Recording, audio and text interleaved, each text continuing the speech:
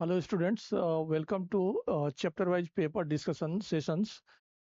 इससे पहले हमने काइनेमेटिक्स का चैप्टर वीडियो अपलोड किया है। जो स्टूडेंट्स हमारा चैप्टर वीडियो नहीं देखे हैं, पहले आप वो वीडियो देखो एंड उसके बाद अगर PYQ की क्वेश्चन लगाएंगे तो उसमें काफ़ी हेल्प मिलेगा। प्लस इस सेशन का एक दूसरा मकसद ये है कि हम एग्जामिनेशंस में स्पीड एंड एक्यूरेसी को किस तरह से मेंटेन रखेंगे, उसके लिए हम ये पेपर को डिस्कशन कर रहे हैं। अ, चलिए, ये जेई मेन काइनेमेटिक्स का पेपर है। जेई मेन काइनेमेटिक्स का प्रीवियस ईयर्स के सारे क्वेश्चंस इसमें इंक्लूड किया गया है एंड इसको हम लोग फास्टली करेंगे। देखिए, पहला क्वेश्चन है, the position of the particle related to time is given by this equations. The magnitude of the velocity of particle at T is equal to 2 second पूछ रहा है। तो इसमें कुछ है नहीं। आप x इज इक्वल टू अगर देखोगे तो 5t² -4t एंड +5 दिया हुआ है। तो इसको डिफ्रेंशिएट करेंगे तो वेलोसिटी आएगा dx/dt, तो ये 10t एंड -4 हो गया। एंड आपको क्वेश्चंस में 2 सेकेंड्स में पूछा है, तो आप 10 मल्टीप्लाइड बाई 2 एंड -4 लिखोगे तो 16 मीटर पर सेकेंड आ जाएगा। 10t एंड -4, तो 10 20 में से 4 गया तो ये 16 मीटर पर सेकेंड आ जाएगा। इसका मतलब डी ऑप्शन हमारा करेक्ट हो जाएगा। The distance traveled by the object in time t is given by this. The instantaneous speed of the object at t is equal to 5 seconds. तो आपको s is equal to दिया हुआ है 2.5 t²। तो यहाँ से अगर ds/dt निकालें तो ds/dt will be equal 2.5 multiplied by 2, तो ये आपका 5t आ जाएगा। तो यानी कि y वेलोसिटी 5t आ जाएगी एंड t का वैल्यू 5 सेकेंड लेने के लिए बोल रहा है। ये 25 मीटर पर सेकेंड आ जाएगा, यानी कि फर्स्ट ऑप्शन करेक्ट हो जाएगा। नेक्स्ट देखिए, a vehicle travels 4 kilometre with speed 3 kilometre per hour and next 4 kilometre with speed 5 kilometre per hour, then it's average speed. अगर देखेंगे तो ये first 4 kilometre and next 4 kilometre, first 4 kilometre को वो travel कर रहा है 3 किलोमीटर पर आवर से,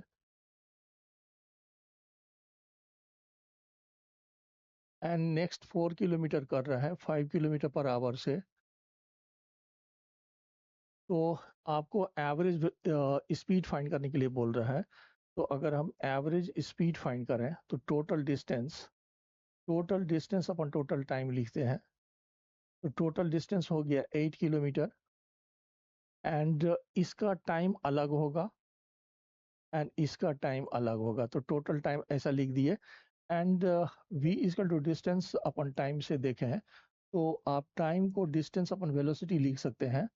तो this is 8 divided by 4/3 and +4/5।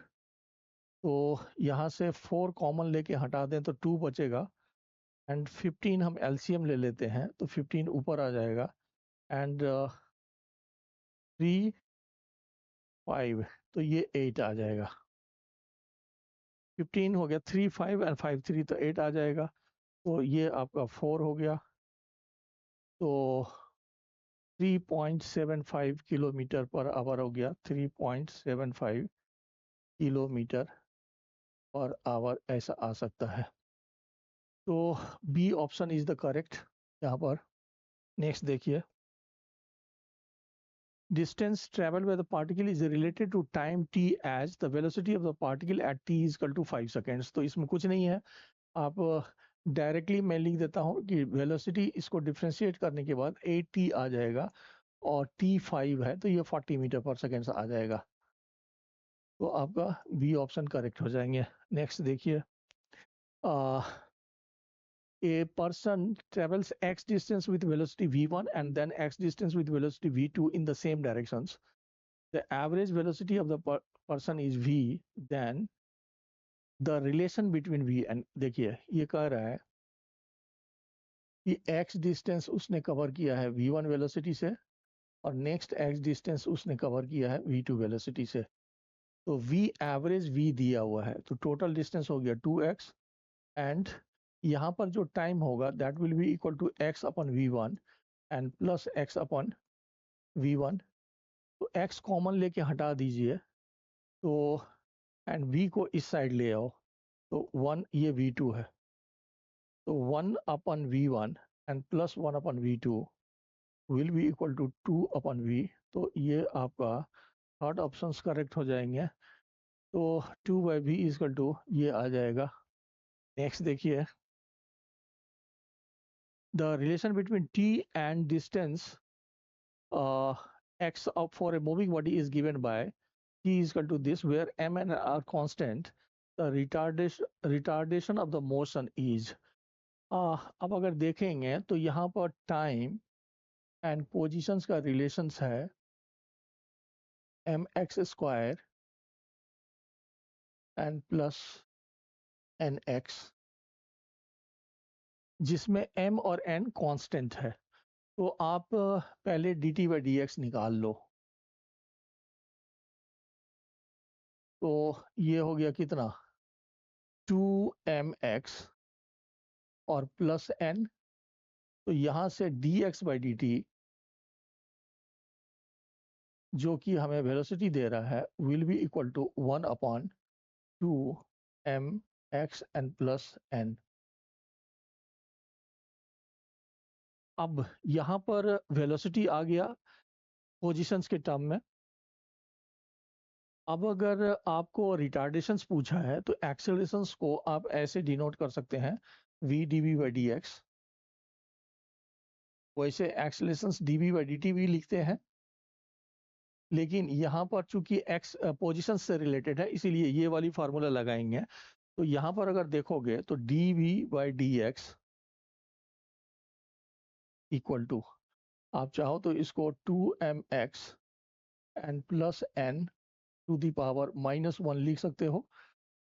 अब पावर में मल्टीप्लाई करो, तो ये हो गया -1, एंड पावर में एक कम करेंगे तो ये 2mx and plus n and whole to the power -2 हो गया। एंड चेन रूल से इसको डिफ्रेंशिएट करके मल्टीप्लाई करेंगे तो n का तो 0 हो जाएगा, यहाँ पर 2m से मल्टीप्लाई करना पड़ेगा। तो अब अगर हमें पूछा है आपको रिटार्डेशंस, तो एक्सेलरेशंस अगर हम लिखेंगे तो हम v dv/dx फार्मूला लगा रहे हैं। तो v की जगह पर हम लिख रहे हैं 1 upon 2mx and plus n and multiplied bye dv/ds की जगह पर हम -2m and divided bye 2m x and plus n का होल स्क्वायर लिखेंगे। तो आपका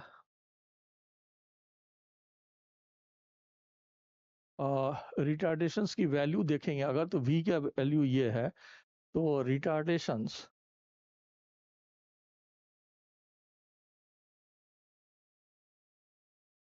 इक्वल टू 2m mv³ हो जाएगा, क्योंकि ये आपका वेलोसिटी है तो नीचे टू दी पावर 3 हो जाएगा। तो इसका मतलब सी ऑप्शन आपका करेक्ट हो जाएगा। अगर देखिए, अगर वेलोसिटी एंड पोजीशंस का रिलेशंस दिया हुआ है तो उसके लिए आप एक्सेलरेशंस का formula a equal to dv/dx लगाओ, v dv/dx। अगर पोजीशन एंड टाइम में होता तब एक्सेलरेशंस की वैल्यू dv/dt लगाते, तो उसके बेसिस पर ये आ जाएगा। नेक्स्ट देखिए, an object moving with speed 6.25 meter per second is deaccelerated at a rate by dv/dt is equal to -2.5 under root v, where v is the instantaneous velocity.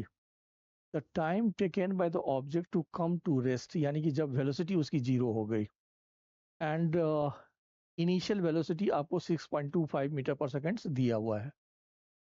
And यहाँ पर देखें तो रिटार्डेशंस यानी कि dv/dt की value -2.5 and under root v ऐसा दिया हुआ है आपको। एंड क्वेश्चन पूछ रहा है कि time taken by the object to come to rest, rest का मतलब उसकी वेलोसिटी 0 हो गया। तो आप वेलोसिटी वाली टर्म को एक साथ ले आओ, तो यहाँ पर v -1/2 dv equal to -2.5 and dt ऐसा लिखेंगे, और यहीं पर हम इंटीग्रेट कर देते हैं। तो स्टार्टिंग में उसकी वेलोसिटी 6.25 मीटर पर सेकेंड से है, एंड t टाइम के बाद उसकी वेलोसिटी 0 है, क्योंकि the time taken by the object to come to rest पूछ रहा है। तो इसकी इसमें इंटीग्रेशंस है, तो 1 से ऐड करेंगे तो ये 1/2 होगा, उतना ही से डिवाइड करोगे तो ये 2√b and limits 6.25 and 0 equal to -2.5 and t आ जाएगा। अब यहाँ पर देखें तो 0 माइनस 6.25 का under root equal to -2.5 and into t लिखेंगे, तो माइनस और माइनस हट गया, तो this is 2 and multiplied by इसका रूट 2.5 हो जाएगा, एंड दैट इज 2.5 t। तो इससे t का वैल्यू 2 सेकेंड आ जाएगा, यानी कि 2 सेकेंड्स के बाद उसकी वेलोसिटी 0 हो जाएगी, ऐसा आ रहा है। इसका मतलब फर्स्ट ऑप्शन हमारा करेक्ट है। नेक्स्ट देखिए, a particle moving in a straight line covers half the distance with 6 meter per second. The other half is covered in two equal time intervals with speed 9 meter per second and 15 meter per second. Equal time interval. The average speed of the particle during the motion is. अब अगर फिर से chapter video में देखोगे तो हमने similar type की illustrations को लिया है, जिसमें इसी डिजिट अलग होंगे, सेम टाइप के क्वेश्चंस हैं वहां पर। तो ये देखिए क्या कह रहा है, particle moving in straight line covers half the distance. तो सपोज करिए कि हमारी टोटल डिस्टेंस d है, this is your total distance, तो हाफ डिस्टेंस d है और ये भी हाफ डिस्टेंस d है, this half distance is also d। नहीं, हमने टोटल डिस्टेंस को 2d माना है। अगर d लेते तो यहाँ पर d/2 होता, तो हमने 2d ले लिया है ताकि d एंड d के बेसिस पे कैलकुलेशन थोड़े इजी रहे। तो फर्स्ट हाफ डिस्टेंस वो कवर कर रहा है 6 मीटर पर सेकेंड से, and the other half distance is covered in 2 equal interval of times. तो मान लीजिए कि यहाँ पर टाइम t है और यहाँ पर भी टाइम t है, लेकिन स्पीड 9, यहाँ पर 9 मीटर पर सेकेंड है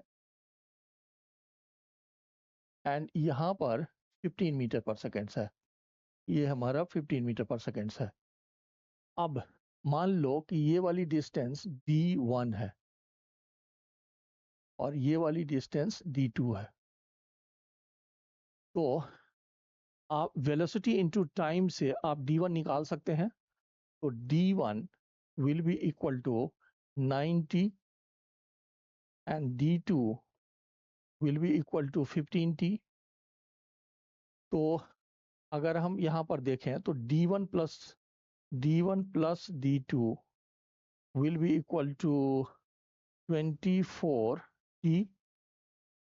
तो ये d1 प्लस d की d वैल्यू है, तो d एंड यहाँ से इसको आप 12 एंड मल्टीप्लाइड बाई 2t लिख सकते हैं।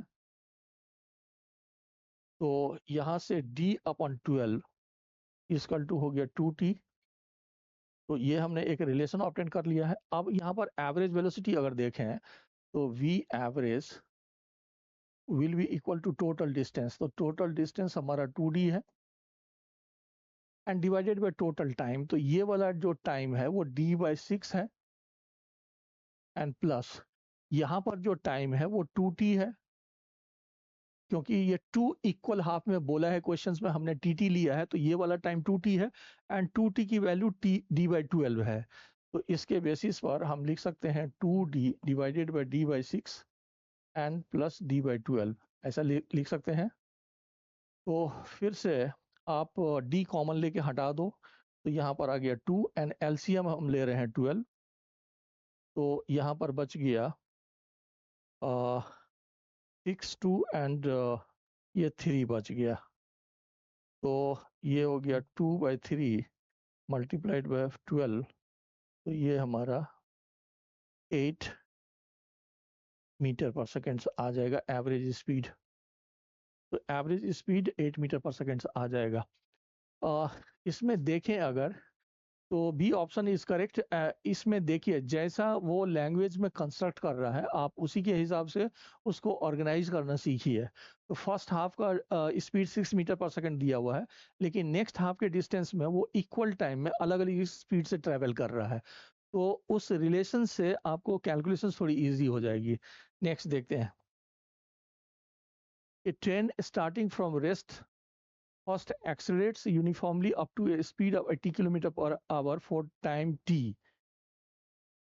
Then it moves with a constant speed for time 3t. The average speed of the train for this duration of the journey will be.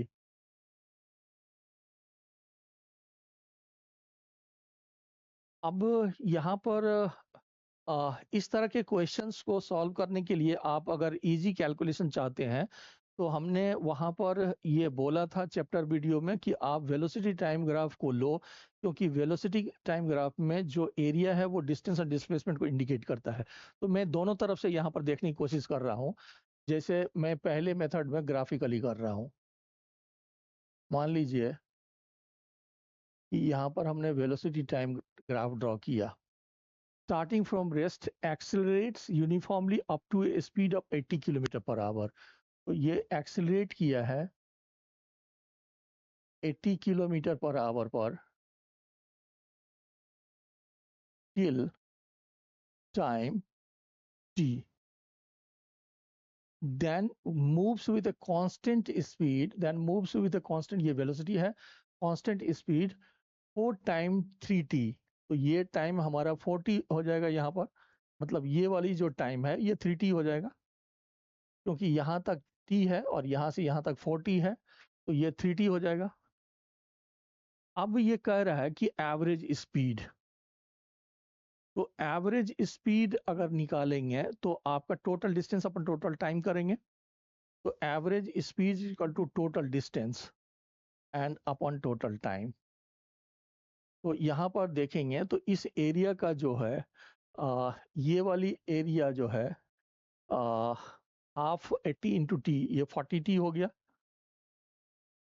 और प्लस ये 3t into 80, तो ये 240t हो जाएगा, and divided by total time 4t है, sorry 4t है।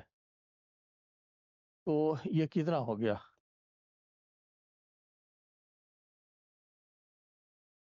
280 t and divided by 4t, so that will be equal to 70 in km/h। तो इससे हमारा फर्स्ट ऑप्शन करेक्ट हो जाएगा। लेकिन अगर किसी स्टूडेंट्स को ग्राफिकली, देखिए कैलकुलेशन यहाँ पर कम हो गया, लेकिन अगर किसी स्टूडेंट्स को ग्राफिकली अगर प्रॉब्लम है तो आप डायरेक्ट भी इसको सॉल्व कर सकते हैं। जैसे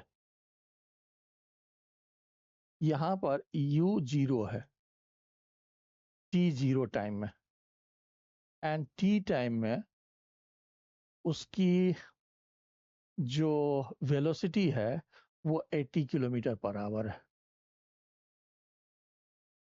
एक्सलेट्स यूनिफॉर्मली है, तो मान लो एक्सलेशन की वैल्यू a है, एंड उसके बाद ये जो 40 है यहाँ पर वो 80 km/h से मूव किया है। तो S1 और S2 अगर लिखें तो S1 की वैल्यू को हम लिख सकते हैं हाफ 80 स्क्वायर, एंड इसको हम लिख सकते हैं half 80 and multiplied by t, and v equal to u plus 80 करोगे तो v इजकल टू 80 जो है वो v के बराबर हो जाएगा।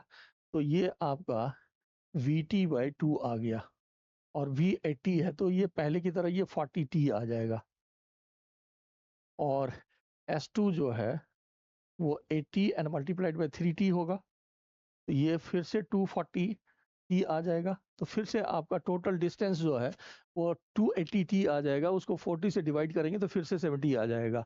लेकिन आप यहाँ पर थोड़े कैलकुलेशंस कम थे, लेकिन हो सकता है कि इस वाले मेथड में कैलकुलेशन ज़्यादा हो। इसीलिए अगर इस तरह का क्वेश्चंस है तो आप उसको वेलोसिटी टाइम ग्राफ में कन्वर्ट करो, उससे कैलकुलेशन थोड़ी इजी होगी। नेक्स्ट देखते हैं। A body travels 102.5 meter in nth second and 115 meter in n plus 2th second. The acceleration is, तो यहाँ पर अगर देखेंगे तो nth सेकेंड में जो डिस्टेंस कवर करते हैं वो u plus a by two and multiplied by 2n n-1 ऐसा डिस्टेंस कवर करते हैं। तो ये कह रहा है nth सेकेंड्स में 102.5, तो 102.5 इक्वल टू, अब यहाँ पर उसने स्टार्टिंग में उसकी वेलोसिटी जीरो था या नहीं था, ये क्वेश्चंस में क्लियर नहीं है। तो हम इनिशियल वेलोसिटी अभी ले रहे हैं। A body travels 102.5 metre in nth seconds and 115 metre in n plus 2th seconds. तो यहाँ पर लिख सकते हैं हम u plus a by two and multiplied by 2n n-1 ऐसा लिख सकते हैं। एंड 115 ये कवर कर रहा है u plus a by two, and यहाँ पर n की जगह पर n प्लस, तो इसमें अगर n की जगह पर n प्लस टू रखेंगे तो ये n प्लस टू एंड -1 लिखेंगे तो ये 2n n प्लस 4 n -1 हो जाएगा। देखिए ये वाली फार्मूला है। तो पहले में तो nth लिखा, तो n की जगह पर अगर n प्लस टू रखेंगे तो इस तरह इस फॉर्मेट में आएगा, तो ये 2n प्लस 3 हो जाएगा। तो यहाँ पर आपका 2n प्लस 3 हो गया। अब आपको u भी नहीं मालूम है और a निकालना है, तो आप क्या करिए, दोनों इक्वेशंस को माइनस कर दीजिए। तो दोनों इक्वेशन को माइनस करेंगे तो इसमें से माइनस करेंगे तो कितना आ जाएगा, 12.5। ये 12.5 आ गया। यहाँ से a बाई टू को हम कॉमन ले लिए, u एंड u कैंसिल हो गया, 2n में से ये कैंसिल हो गया, 3 एंड -1 तो ये 4 हो जाएगा। इसका मतलब यहाँ से ये 2 हो गया, तो a की value 6.25 metre per second square हो जाएगा। 6.25 मीटर पर सेकेंड स्क्वायर हो जाएगा, तो ये सी ऑप्शन आपका करेक्ट हो जाएगा। नेक्स्ट देखते हैं। Train A is moving along two parallel rails tracks towards north with a speed of 72 km per hour, and train B is moving towards south with a speed 108 km per hour. Velocity of train B with respect to A and velocity of ground with respect to B. अब यहाँ पर देखेंगे तो A कह रहा है इस directions में नॉर्थ की तरफ मूव कर रहा है, VA ये 72 किलोमीटर पर आवर है। तो ये 20 मीटर पर सेकेंड हो गया, इसको मीटर पर सेकेंड में कन्वर्ट कर लीजिए। एंड बी इस साउथ की तरफ मूव कर रहा है, एंड वी की वैल्यू 108 है, तो ये 30 मीटर पर सेकेंड हो गया। हमने क्या किया है, 5/18 से मल्टीप्लाई करके उसको मीटर पर सेकेंड में कन्वर्ट कर लिया। तो 72 इंटू 5/18 करेंगे तो 20, एंड 108 मल्टीप्लाइड बाई 5/18 करेंगे तो ये 30 मीटर पर सेकेंड आ गया। अब पहला कह रहा है कि velocity of train B with respect to A, यानी कि आपको वी बी ए फाइंड करने के लिए बोल रहा है। तो फार्मूले के बेसिस पर इसको हम v b and minus v a लिखेंगे। अब यहाँ पर अगर देखें तो आप इस डायरेक्शंस को, यूजुअली हम इस डायरेक्शंस को पॉजिटिव लेते हैं, तो वेक्टर में उसकी अपोजिट डायरेक्शंस को निगेटिव लेंगे। इसका मतलब इसको साइन कन्वेंशन के बेसिस पर इसको -30 लिखेंगे एंड माइनस इसको -20 लिखेंगे, तो ये -50 मीटर पर सेकेंड आ गया। इसका मतलब बी की वेलोसिटी ए के रेस्पेक्ट में -50 आ गया। अब दूसरा कह रहा है कि velocity of ground with respect to B, तो velocity of ground with respect to B अगर देखें तो that will be equal to velocity of ground minus velocity of B. तो यहाँ पर वेलोसिटी ऑफ ग्राउंड 0 है और माइनस एंड, तो यहाँ पर इसको साइन कन्वेंशन के बेसिस पर -30 लिखेंगे, तो that will be equal to 30 metre per second. इसका मतलब आपका v b a -50 and v ground के रेस्पेक्ट में, ग्राउंड की velocity with respect to the b आपका 30 मीटर पर सेकेंड हो जाएगा, यानी कि डी ऑप्शंस यहाँ पर करेक्ट हो जाएंगे। नेक्स्ट देखिए, the relations between time t and distance x is given to you where alpha beta are constant. The relation between acceleration and velocity is, यहाँ पर देखेंगे तो ये सिमिलर टाइप का क्वेश्चन है। t इक्वल टू आपको दिया हुआ है अल्फा एक्स स्क्वायर और प्लस बीटा एक्स। अब यहाँ पर d t by d x find करो, तो ये कितना हो गया 2 alpha x and plus beta. तो इसको रिवर्स कर लो, ये d x by d t यानी कि velocity equal to 1/2 alpha x and plus beta हो जाएगा। एंड इसको चाहे तो आप 2 alpha x and plus beta two the power -1 भी लिख सकते हैं। अब यहाँ पर फिर से रिलेशन बिटवीन एक्सेलरेशंस बोल रहा है, तो a equal to v d v by d x लगाएंगे, तो यहाँ पर वेलोसिटी ये है, तो d v by d x निकालें अगर, तो that will be equal to -1 2 alpha x and plus beta and whole to the power -2 and chain rule के बेसिस पर 2 अल्फा से मल्टीप्लाई करना होगा।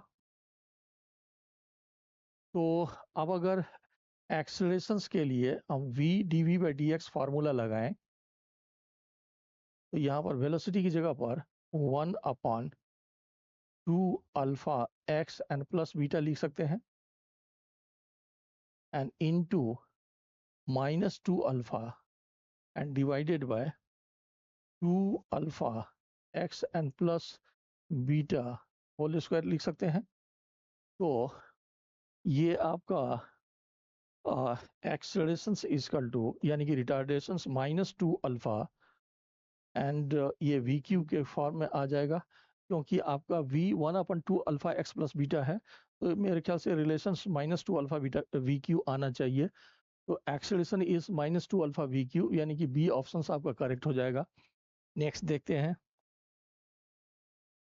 a particle is moving in a straight line. The variation of position x as a function of time t is given by these equations. The velocity of the body when its accelerations becomes 0. तो अगर ये simple है, इसमें कुछ है नहीं, T Q -60 square plus 20t और plus 15। अब यहाँ से D x by d T करेंगे, उसको वेलोसिटी लिख देते हैं, तो ये हो गया 3t square -18t and plus 20। अब -12t एंड प्लस 20 एंड इसके बेसिस पर अगर एक्सेलरेशन निकालें तो 6t -12। अब ये कह रहा है कि अगर हमें वेलोसिटी उस मोमेंट में फाइंड करना है जब एक्सेलरेशंस की वैल्यू 0 है, तो एक्सेलरेशंस को हमने यहीं पर 0 ले लिया है, तो इससे t का वैल्यू 2 सेकेंड आ गया। अब इस t इक्वल टू 2 सेकेंड्स में उसकी वेलोसिटी कितनी है ये फाइंड करने के लिए बोल रहा है। तो velocity will be equal to 3 multiplied by 2 square and -12 into 2 and plus 20।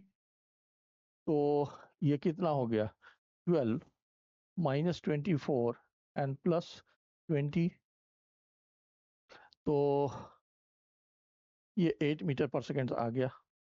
तो वेलोसिटी की वैल्यू 8 मीटर पर सेकेंड हो जाएगा, यानी कि फर्स्ट ऑप्शन आपका करेक्ट हो जाएगा। नेक्स्ट देखिए, a passenger sitting in A train a moving at 90 kilometre per our observes another a train B moving in opposite directions for 8 seconds. If the velocity of the train B is 54 kilometer, the length of the train B. तो यहाँ पर अगर देखें तो sitting in train ए की velocity इस directions में 90 kilometre per our दिया हुआ है, तो इसको मीटर पर सेकंड में कन्वर्ट कर लीजिए, तो ये 25 मीटर पर सेकंड हो गया। एंड ये मान लीजिए ट्रेन बी है, बी ट्रेन की लेंथ नहीं मालूम है, लेकिन it is moving in this directions, opposite directions में बोल रहा है, इन अपोजिट डायरेक्शंस। तो ये 54 किलोमीटर पर आवर है, तो इसको 15 मीटर पर सेकेंड ले सकते हैं। अब बी को क्रॉस करने में जो ये कह रहा है, passenger sitting in train A observes another train be moving in opposite directions for 8 seconds. इसका मतलब बी को क्रॉस करने में 8 सेकेंड लगा है। तो यहाँ पर अगर देखेंगे तो वी रिलेटिव दोनों अपोजिट डायरेक्शंस में है, इसीलिए हम 20 प्लस 25 एंड प्लस 15 लिखेंगे, तो ये आपका 14 मीटर पर सेकेंड हो जाएगा। इसका मतलब length of the train b will be equal to v relative multiplied by 8, so that will be equal to 40 and multiplied by 8, so this is 320 metre. इसका मतलब बी ऑप्शन आपका correct हो जाएगा। एक बार फिर से देखिए, दोनों अपोजिट डायरेक्शन में मूव कर रहा है, उसकी वेलोसिटी दिया हुआ है, एंड वो ट्रेन बी को 8 सेकेंड ऑब्जर्व करता है। इसका मतलब ट्रेन बी को क्रॉस करने का जो टाइम है उसको उसकी वैल्यू 8 सेकेंड दिया हुआ है। तो आप ये कंसेप्ट लगा सकते हैं बहुत इजीली। नेक्स्ट देखते हैं, an object moves with speed v1 v2 and v3 along a line segment ab bc and cd as shown in the figure, where ab and bc equal and ad is equal to 3, ad is equal to 3ab है। इसका मतलब तीनों equal है। ये कह रहा है कि अगर सपोज करिए a b c and d है, आप अगर इसको x ले रहे हैं तो ये भी x है और दिस इज ऑल्सो x, लेकिन वो फर्स्ट ए बी को कवर कर रहा है v1 से, इसको कवर कर रहा है v2 से, एंड इसको कवर कर रहा है v3 से। तो एवरेज स्पीड फाइंड करने के लिए बोल रहा है। तो अगर हम एवरेज स्पीड फाइंड करें तो टोटल डिस्टेंस हमारा 3x हो जाएगा, एंड टोटल टाइम करेंगे तो पहला वाला टाइम हो जाएगा x upon v1 plus x upon v2 and plus x upon v3। तो x अगर हमने कॉमन लेके हटा दिया तो 3 upon v1 v2 and v3 लिखते हैं, एंड यहाँ पर लेंगे तो v2 v3 plus v1 v3 and plus v1 v2, and finally देखें तो 3 v1 v2 v3 and divided bye v1 v2 plus v2 v3 and plus v3 v1, ऐसा ले सकते हो। तो this will be the average. तो आपका जो है बी ऑप्शन करेक्ट हो जाएगा। एंड आप चाहो तो इसको फार्मूला की तरह भी ट्रीट कर सकते हैं, बट अनलेस की डिस्टेंस इक्वल होना चाहिए, तो इसको एक फार्मूला की तरह भी लिख सकते हैं। अगर यहीं पर 10 metre per second 20 metre per second 40 metre per second दे दे तो इस फार्मूला में फिट करके भी डायरेक्ट निकाल सकते हैं। नेक्स्ट देखिए, instantaneous velocity of a particle moving in a straight line is given as, where alpha and beta are constants, the distance traveled by the particle between 1 second and 2 seconds.